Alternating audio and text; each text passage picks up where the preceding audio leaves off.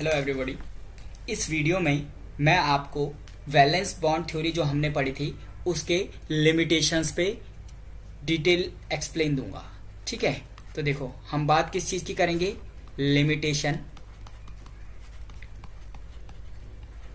Of valence bond theory VBT जो propose की थी वो पाउलिंग ने प्रपोज की है। ठीक है, तो इसके मैं आपको जो हमारा लिमिटेशंस है वो एक्सप्लेन करवाऊंगा। ठीक है, तो देखो सबसे पहला जो एक्सप्लेनेशन था, मैंने बोला कि कौन सा लिगेंड कब स्ट्रांग लिगेंड होगा कब वीक लिगेंड होगा। वीबीटी इसको एक्सप्लेन नहीं कर पाए, बस उसने केवल मैग्नेटिक मूवमेंट की वैल्यू देखी और बोल दिया कि ये स्ट्रांग लिगेंड है और ये वीक लिगेंड है। ठीक है, हमने देखा था पिछली वीडियो में कि एक ही लिगेंड स्ट्रांग लिगेंड की तरह बिहेव कर रहा था और वीक लिगेंड की तरह भी बिहेव कर रहा था। तो उसने पर्टिकुलरली कोई थ्योरी नहीं दी थी कि ये लिगेंड है स्ट्रांग लिगेंड और ये लिगेंड है वीक लिगेंड। ठीक है, तो देखो सबसे पहला जो ड्रॉबैक होगा वो क्या होगा,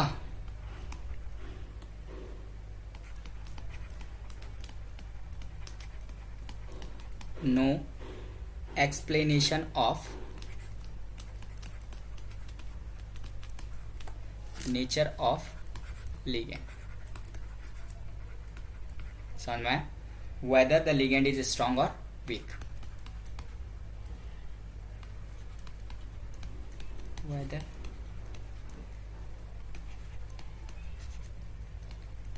ligand is strong or weak।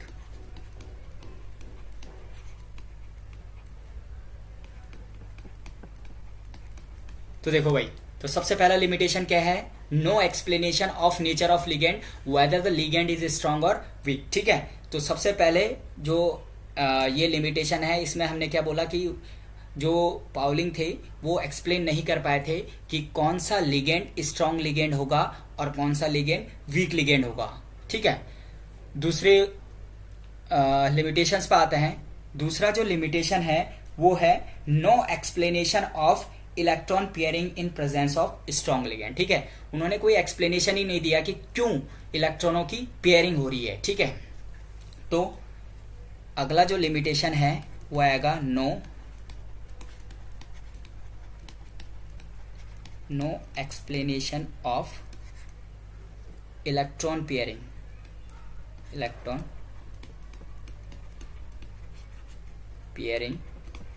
In presence of strong ligand. ठीक है, दूसरा लिमिटेशन हुआ। ठीक है, थर्ड जो हमारा लिमिटेशन था वीबीटी का वो था there is no explanation of colour and electronic spectra. ठीक है, देखो कलर क्या होगा ये हम बता सकते हैं on the behalf of CFT. ठीक है, और क्या इलेक्ट्रॉनिक स्पेक्ट्रा रहेगा, मतलब कौन कौन से ट्रांजिशन हो रहे हैं इसके बारे में वीबीटी ने कुछ नहीं बोला। तो याद रखना थर्ड जो हमारे पास लिमिटेशन है वो है no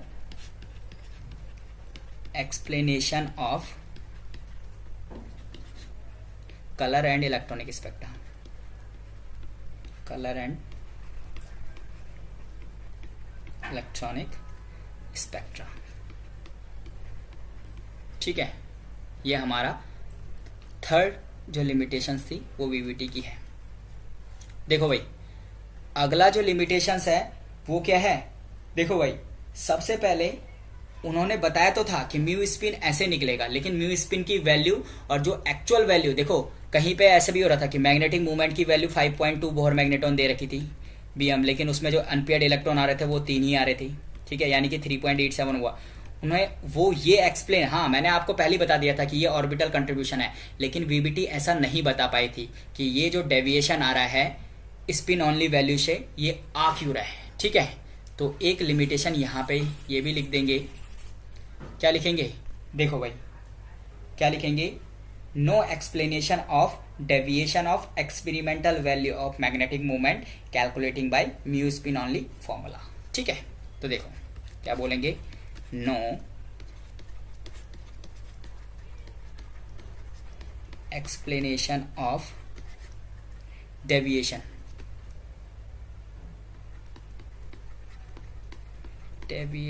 of experimental value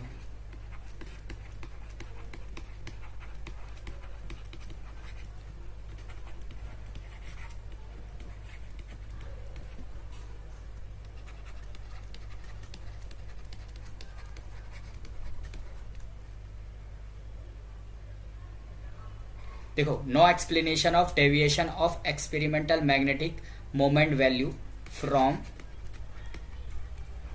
calculating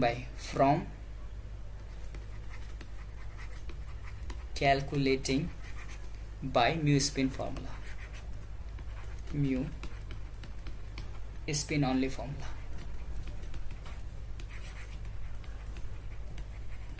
ठीक है, तो क्या बोला, no explanation of deviation of experimental magnetic moment value from calculating by mu spin only formula. ठीक है, तो देखो भाई, फर्स्ट तो हमने बोला था कि उन्होंने ये नहीं बता पाया था कि कौन सा लिगेंड स्ट्रॉन्ग लिगेंड होगा और कौन सा लिगेंड वीक लिगेंड होगा। दूसरा था no explanation of electron pairing in presence of strong ligand. ठीक है, थर्ड था no explanation of colour and electronic spectra. Fourth one is no explanation of deviation of experimental magnetic moment value from calculating by mu spin only formula.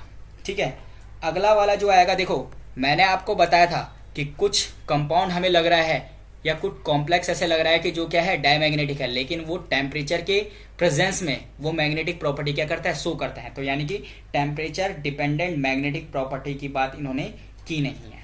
ठीक है, no explanation of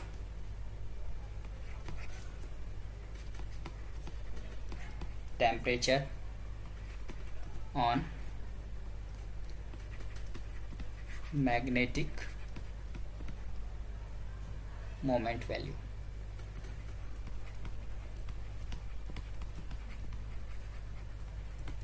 no explanation of temperature on magnetic moment value या magnetic susceptibility भी आप लोग इसको बोल सकते हैं। ठीक है, इसके बाद एक और चीज थी, यानी कि किसी रिएक्शन की काइनेटिक्स क्या है, रेट क्या है। काइनेटिक्स का मतलब हमेशा क्या होता है, रेट। थर्मोडायनेमिक्स का मतलब हमेशा क्या होता है, स्टेबिलिटी। तो यानी कि no explanation of reaction mechanism and kinetics. समझ? तो यहां पर से मैं एक और लिख देता हूं, no explanation of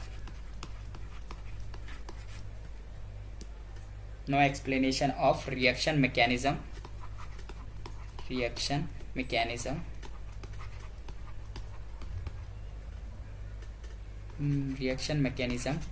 and reaction kinetics. ठीक है, and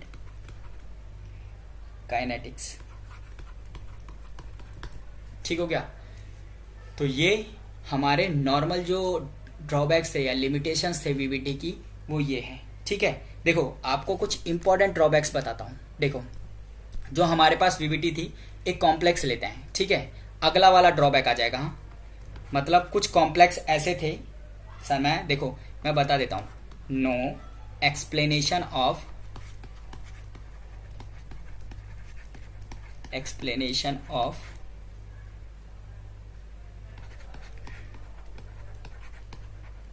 structure of some compounds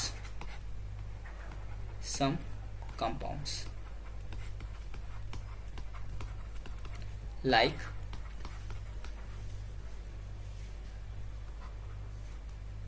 CuNH3 का होल 4+2।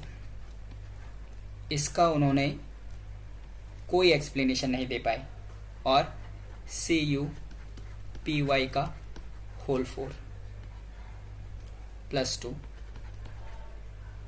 एक और है CuCN का होल 4 और -2 ETC। ये कुछ कंपाउंड्स थे जिनका वो स्ट्रक्चर नहीं दे पाए थे। ठीक है, तो देखो भाई मैं एक एग्जांपल्स करवा देता हूँ आपको। देखो बहुत इंटरेस्टिंग है, बहुत इंटरेस्टिंग और बहुत इंपॉर्टेंट है भाई। ये आएगा Cu, ये आया NH3 का होल 4 और ये आया है +2। तो देखो भाई, अगर हम नॉर्मल इसमें वीवीटी लगाएंगे तो किस तरह से आएगा, देखो किस तरह से आएगा। तो देखो यहाँ पे सबसे पहले ऑक्सीडेशन स्टेट निकाली जाती है, इसको x कंसीडर किया जाता है। NH3 कितना है, 0 × 4 = +2। तो यहाँ पर से ऑक्सीडेशन स्टेट x = कितना है भाई, +2। तो यानी कि कॉपर कौन से ऑक्सीडेशन स्टेट में है, +2 ऑक्सीडेशन स्टेट में है। तो नॉर्मल जो इसका इलेक्ट्रॉनिक कॉन्फ़िगरेशन होता है वो आएगा ऑर्गन 18 3d और 4s। ये होता है 1 और ये होता है 10। ठीक है, तो देखो यहाँ पर से कितने इलेक्ट्रॉन निकालने हैं भाई, 2 इलेक्ट्रॉन निकालना है, यानी कि कॉपर +2 में है, तो +2 का मतलब क्या होगा 3d और 4s, तो यहाँ पे हो जाएगा 0, यहाँ पे हो जाएगा 9। ठीक है, तो सेम वीवीटी लगाओ, क्या बनाएंगे ऑर्बिटल मेकअप, ऑर्बिटल मेकअप। अब आप लोग ऑर्बिटल मेकअप वगैरह जो भी बनाना हो उसके साथ तो सब यूज टू हो गए हो। ठीक है, तो इन चीज़ों को हम बहुत जल्दी जल्दी करेंगे, 3d 4s 4p और 4d। तो देखो 3d की भी अगर मैं बात करूंगा तो ये इस तरह से होगा 4s 3p सॉरी 4p और d। तो देखो कितने इलेक्ट्रॉन है भाई, 9 इलेक्ट्रॉन है, 1 2 3 4 5 6 7 8 और 9। देखो हमें पता है NH3 जो है यहाँ पे, देखो NH3 जो है वो क्या करेगा, अगर वो पेयरिंग कराना भी चाहे तो वो पेयरिंग नहीं करा सकता अगर, ठीक है। क्यों पेयरिंग नहीं करा सकता, क्योंकि पेयरिंग कराने के लिए वहां पे कुछ चीज है ही नहीं। ठीक है, यहाँ पे अंदर स्पेस ही नहीं है, तो NH3 पेयरिंग नहीं करा पाएगा। तो इसका मतलब पेयरिंग नहीं करा पाएगा, इसका मतलब क्या हो जाएगा, नो पेयरिंग, नो पेयरिंग। अगर पेयरिंग ही नहीं होगा, पेयरिंग ही नहीं होगा तो देखो क्या होगा, अगर पेयरिंग ही नहीं होगा तो जो हाइब्रिडाइजेशन होगा वो क्या होगा, 4 लिगेंड है तो क्या होना चाहिए, sp3 होना चाहिए। अगर पेयरिंग होती तो dsp2 टाइप का हाइब्रिडाइजेशन होता। ठीक है, तो देखो पेयरिंग नहीं होगी तो यहाँ पे क्या करेगा, एक जो NH3 है वो क्या करेंगे, जो NH3 हमारे लिगेंड है, कितने NH3 है, 4 NH3 है। ठीक है, तो इस तरह से 4 NH3 क्या करेंगे, डोनेट करेंगे। डोनेट करने के बाद क्या करेंगे,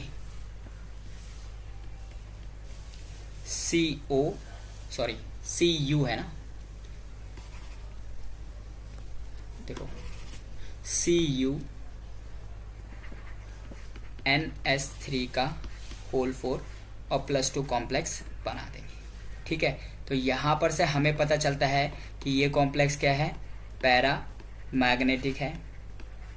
स्पिन ओनली वैल्यू कितनी है, 1 अनपेयर्ड इलेक्ट्रॉन है। तो पिछली वीडियो में मैंने आपको एक्सप्लेन कराया था कि 1.73 बोहर मैग्नेटॉन होता है अगर एक अनपेयर्ड इलेक्ट्रॉन होता है। ठीक है, अगर आप लोगों को आता है तो वेल एंड गुड, अगर नहीं आता है तो मैं डिस्क्रिप्शन बॉक्स में अपनी पिछली वीडियो जिसमें मैंने आपको मैग्नेटिक मूवमेंट किस तरह से निकालते हैं ये बताया है। ठीक है, देन उसके बाद ये जो कॉम्प्लेक्स हो जाएगा वो क्या हो जाएगा, टेट्राहेड्रल कॉम्प्लेक्स बन जाएगा। सही, ठीक है, टेट्राहेड्रल कॉम्प्लेक्स बन जाएगा TD। और आउटर ऑर्बिटल कॉम्प्लेक्स जिसको बोलेंगे आउटर ऑर्बिटल होगा। ठीक है, और हाइब्रिडाइजेशन क्या हो जाएगा, sp3। ठीक है, लेकिन बाद में डिफरेंस मेथड हमने इसमें लगाए तो बाद में पता चला कि इसका जो ज्योमेट्री है वो टेट्राहेड्रल नहीं है। ठीक है, इसकी जो एक्चुअल हमने बाद में एक्सरे डिफ्रैक्शन वगैरह या इलेक्ट्रॉन स्कैटरिंग वगैरह से पता लगाते हैं कि इसका स्ट्रक्चर क्या है। ठीक है, लेकिन जो हमें पता चला बट द स्ट्रक्चर ऑफ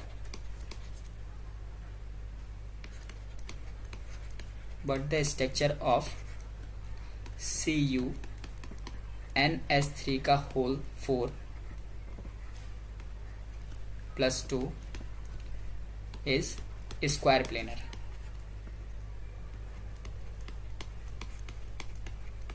ठीक है, तो ये काफी दुविधा की बात हो गई कि हमने क्या निकाला था वीवीटी से, ये निकाला था टेट्राहेड्रल, लेकिन बट एक्चुअल में आ क्या रहा है, स्क्वायर प्लेनर आ रहा है। ठीक है, तो इसका मतलब वीवीटी क्या हो गई है, फेल हो गई है। फिर वीवीटी ने एक और बात सोची कि देखो भाई थोड़ा और मॉडिफिकेशन हुआ, ठीक है, डिफरेंट व्यूज आए, थोड़ा और मॉडिफिकेशन हुआ। तो देखो भाई किस टाइप का मॉडिफिकेशन हुआ, देखो हम इसमें मॉडिफिकेशन लगा देते हैं।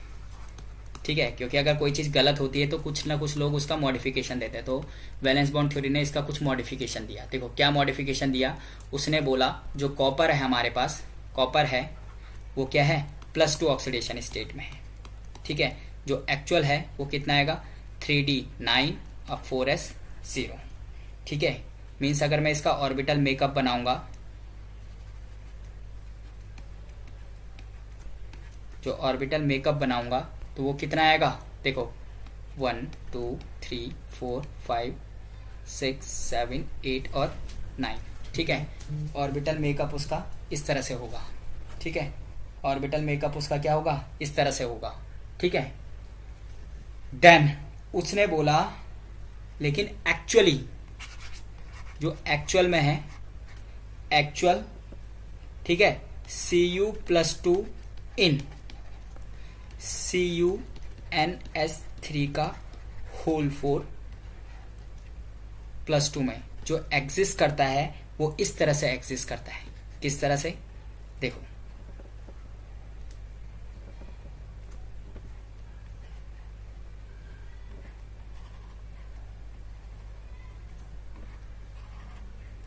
बहुत इंटरेस्टिंग है भाई, ये बहुत इंटरेस्टिंग और बहुत डिफिकल्ट भी है एक्सप्लेन करना।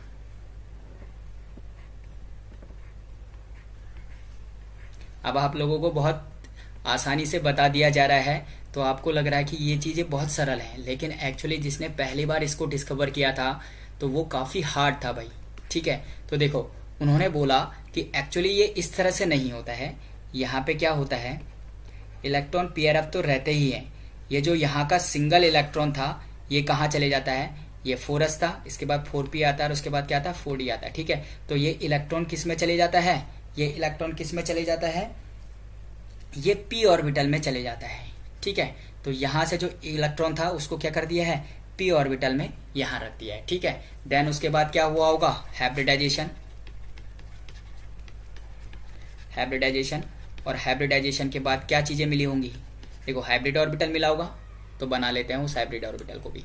तो देखो बहुत इंटरेस्टिंग है भाई टॉपिक, बहुत इंटरेस्टिंग। देखो तो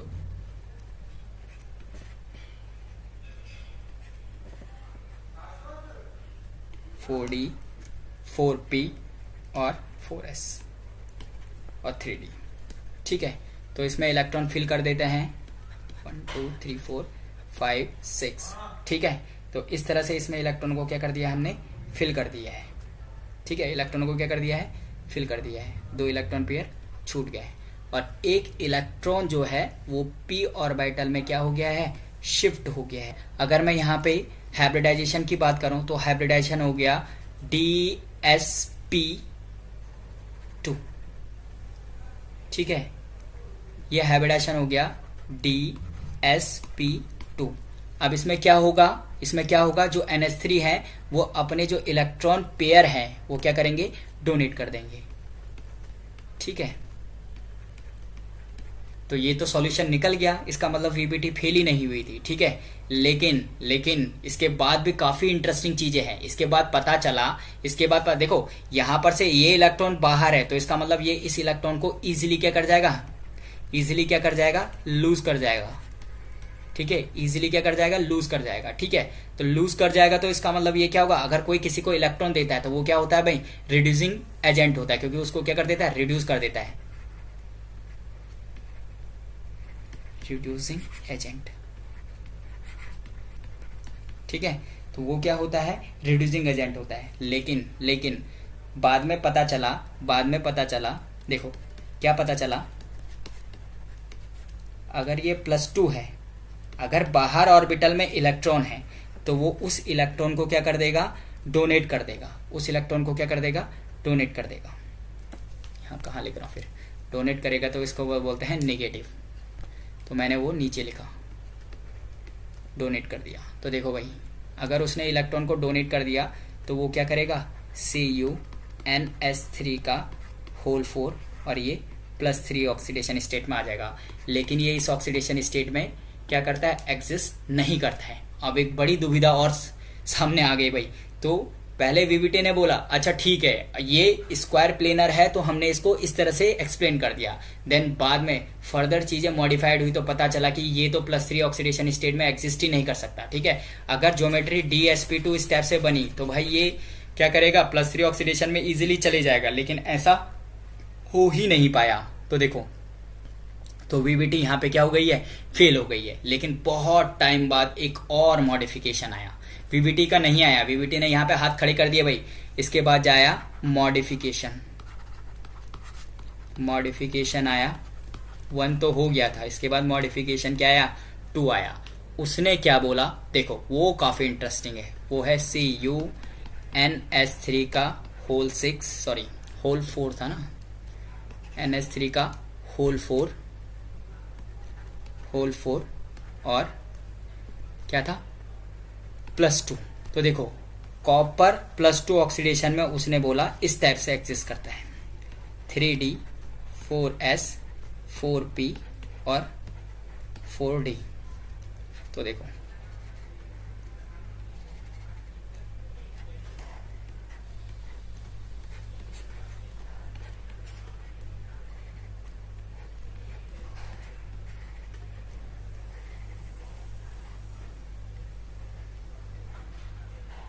देखो कितने इलेक्ट्रॉन हैं, कितने इलेक्ट्रॉन है भाई, 9 इलेक्ट्रॉन थे डी में, इसमें 9 इलेक्ट्रॉन थे, ये भी 0 था, ये भी 0 था और ये भी 0 था। तो यहाँ पे क्या हुआ, 1 2 3 4 5 6 7 8 और 9, ये अनपेयर्ड इलेक्ट्रॉन क्या रह गया, अनपेयर्ड ही रह गया। उसने बोला जो हाइब्रिडाइजेशन होगा वो कुछ डिफरेंट होगा, और वो हाइब्रिडाइजेशन कैसे होगा, ये आएगा P और उसके बाद आएगा D। तो हाइब्रिडाइजेशन कैसे हुआ भाई, वो हाइब्रिडाइजेशन अभी भी हुआ sp2t हाइब्रिडाइजेशन। बहुत इंपॉर्टेंट है, बहुत इंपॉर्टेंट, जितना इंपॉर्टेंट आप इसको मान सकते हैं उतना इंपॉर्टेंट है, ठीक है, मोस्टली जेई में, ठीक है। तो देखो भाई क्या होगा, अब जाकर के यह हाइब्रिडाइजेशन आएगा sp2d। ये तो गजब ही बात हो गई भाई। नॉर्मली मैंने आपको टेट्राहेड्रल कॉम्प्लेक्स में जो हाइब्रिडाइजेशन बताया था वो था D3S और sp3। अगर मैंने आपको बताया था कि स्क्वायर प्लेनर अगर हमारे पास है, स्क्वायर प्लेनर, तो स्क्वायर प्लेनर में जो हाइब्रिडाइजेशन है वो तो मैंने अभी तक आपको क्या बताया था, DsP2। लेकिन यहाँ पे तो गजब ही बात हो गई, ये क्या आएगा, sp2d आ गया, ठीक है। तो देखो भाई इसके बाद जा करके ये अपने इलेक्ट्रॉन पेयर क्या कर देगा, डोनेट कर देगा। तो देखो ये डोनेट कर दिया NH3 ने अपने इलेक्ट्रॉन पेयर। तो यहाँ से क्या पता चला कि जो ये वाला लिगेंड, जो ये वाला इलेक्ट्रॉन है ये अंदर वाले d ऑर्बिटल है, तो ये क्या करेगा, लॉस नहीं कर पाएगा इस इलेक्ट्रॉन को, ठीक है। तो यानी कि अभी ये इलेक्ट्रॉन जो है वो इनर्ट है, इनर्ट का मतलब क्या है, लॉस नहीं होगा इसका, ठीक है। तो ये इसका एक्चुअल जो हाइब्रिडाइजेशन है वो है sp2d। इसका मतलब अभी ये क्या है, स्क्वायर प्लेनर है, क्या है, स्क्वायर प्लेनर है, ठीक है, स्क्वायर प्लेनर। तो देखो भाई, तो इस टाइप के जो कॉम्प्लेक्सेस है, जैसे हमारे पास है CuNH3 का +2, ये हमारे पास है CuPy का +4 और ये हमारे पास CuCN का 4-2। तो VBT इसका एक्सप्लेनेशन नहीं दे पाई थी, ठीक है। होप है कि आप लोगों को ये जो कॉन्सेप्ट है वो पढ़ने में काफ़ी मज़ा आ रहा होगा, काफ़ी आप लोग एंजॉय इस चीज़ को कर रहे होंगे, ठीक है। Thanks for watching, happy learning.